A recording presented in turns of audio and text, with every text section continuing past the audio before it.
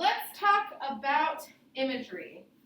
In today's lesson, you guys are going to learn how to identify imagery, what it is, and then how to actually write it yourself. What you need is a document pulled up that you can type on, and then also your creative minds. So, what do you guys think imagery is? What do we think it is? Being able to imagine what we're writing about. Good. Being able to imagine what we're writing about. Anything else? That kind of hits it right on the nose. So, it's the use of figurative language to help the readers picture what you're talking about. It's like the way you're writing it allows us to imagine everything that's happening specifically in your story. So, I say figurative language. Anybody know what figurative language is? Like similes and... Yeah, like similes, metaphors, personification, hyperboles, alliteration, anything that kind of allows us to picture the story just a little bit more. It also has to be the five senses. What are the five senses? Smell, taste, feel, hear, and sight. Did we say that one? Yes. So I have them here. So hearing, smelling, touch, vision, and taste. All right. So let's look at this example here.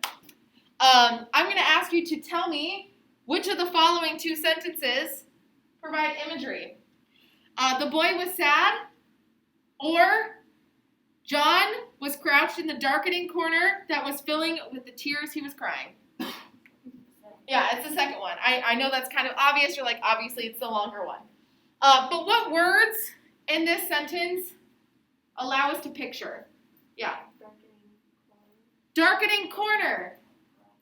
Crouched. Tears. Crying. John. We also know his name now. We know that his name is John. Good. I feel like we're best friends. All right.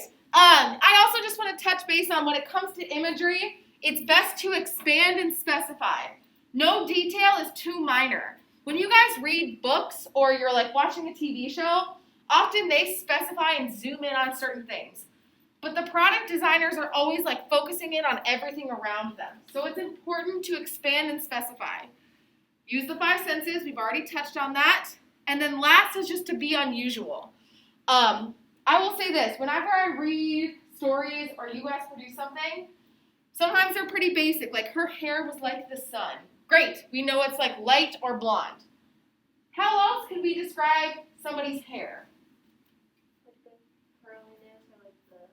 Yeah, we could describe maybe the texture, what it looks like. Like, is it curly? Is it straight?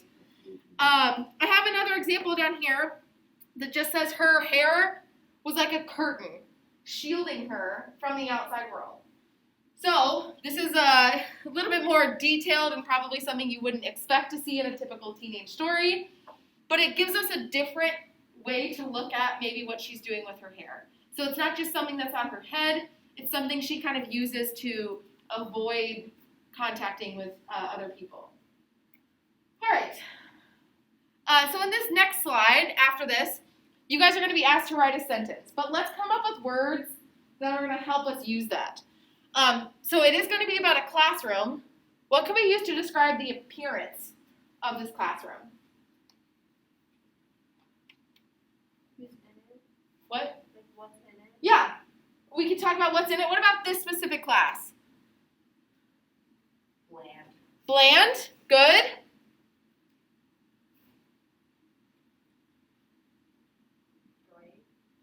Bright. Maybe it's like the color of the walls. We can talk about the things in it, like the books over here, or the carpet, or anything else. All right. What does it sound like in here? Okay, I'm talking.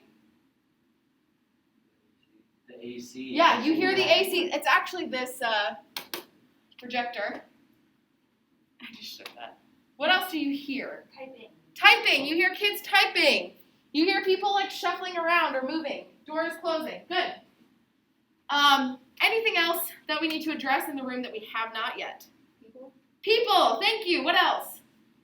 Tables. Chairs. Good. Tripod. Yeah, we can get into the specifics of all technology, but those are like the things that you also want to pay attention to. So now I'm going to ask you to write.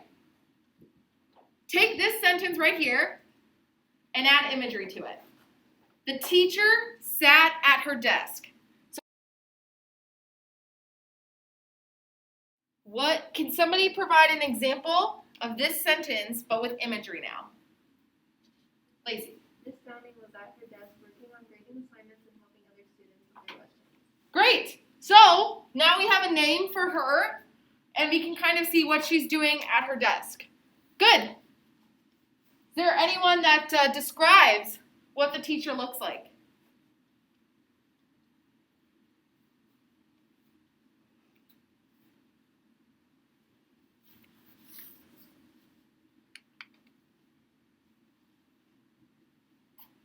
Anyone at home? I want to see 2 more examples of maybe the teacher sat at her desk, but with imagery. What do we have?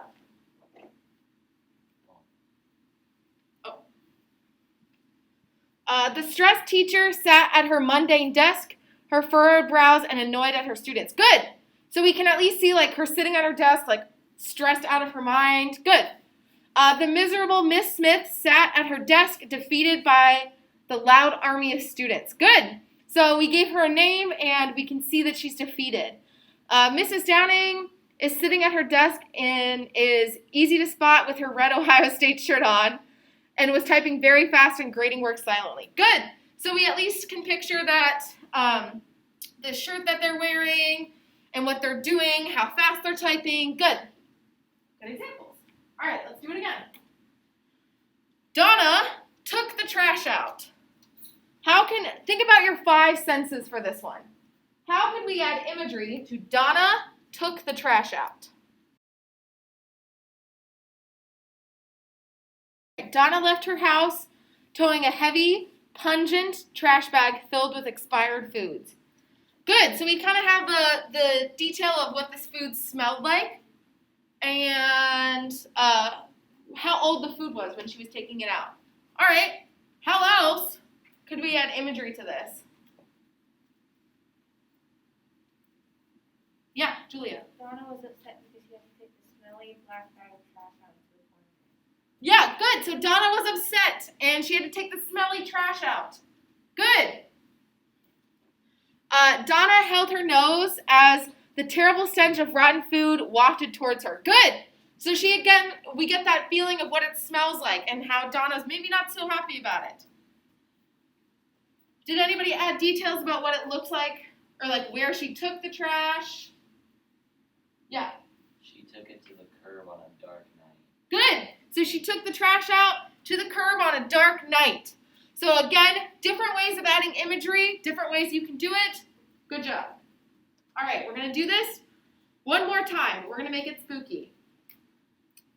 Practice writing 2 sentences. I want 2 sentences from you guys that describe zombies. Now, there's different types of zombies. I don't know if you're aware of this.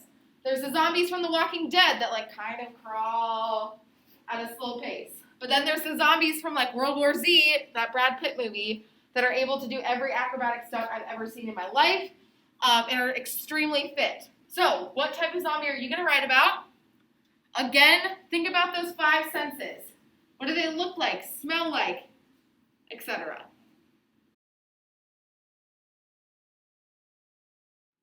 Good. So the wild zombies chased him through the alley.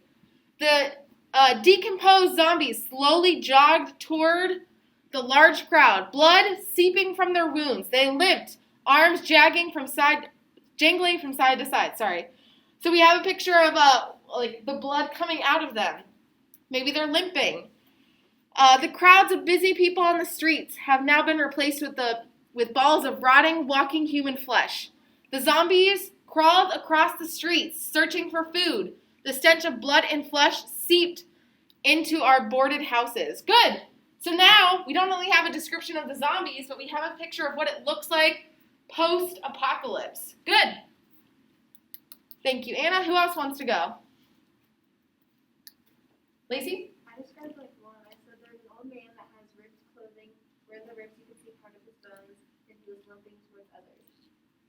His head had a huge gash in it where you could see part of his brain that was showing that had an assortment of bugs, which led to you looking at his huge red eyes and gray skin. Good. So, extreme detailed description of one specific zombie and kind of what he looked like, felt like, and the clothes that he had on his back. Good. All right. So there's a variety of different things you can do. You can talk about the smelly trash. You can describe the clothes on their back. You can describe how, like, maybe what they look like or what they're feeling, like scared, stressed, anything like that. Those are all good details to include in your stories. All right, so the whole reason behind this is you guys should be working on your spooky stories. As promised, I'm asking for your help on what I should grade you guys on for the rubric. So I'm going to say like about 5 categories. What are things that you guys want me to look for? Like paragraphs. Okay? Maybe a certain number of paragraphs. The detail. Detail. I'm going to write like imagery next to that. Yeah? Grammar. I'm going to put mugs, which means like mechanics, usage, grammar, spelling. Plot. So good, like the plot points that we've discussed. Lacey? The flow. Okay. Does it flow well? How well is it working with each other? Yeah. Like format. Format, good. Anything else? Is it a little scary?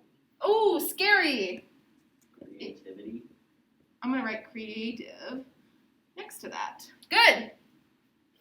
Okay, these are good ideas. The other thing I need your help with, next week when you guys present these, I want to have different categories that kids can submit their essay to so that you guys can read it and vote on like best category for whatever. What type of categories should we have? Scary. Okay, scary. What are like the funny scary movies? What are those called? Funny/scary. I would say like funny, scary movies. Okay, yeah. Or like comedic films. Oh, I'll write that. Like funny, scary. Oh my gosh. Okay. Okay, so maybe like so Anna's suggesting maybe separating it into like sci-fi, apocalypse, stuff like that. So maybe like topic, categories. Cool. What else could we do it for? You know, I was gonna say like we could do it like between like fantasy and like nonfiction. Okay, so like kind of go like fantasy and maybe nonfiction. So like a real life story that happened to you guys. Okay, good. All right, we can keep adding to this list, and I'll post that more on Wednesday and explain kind of the process of the voting. Good.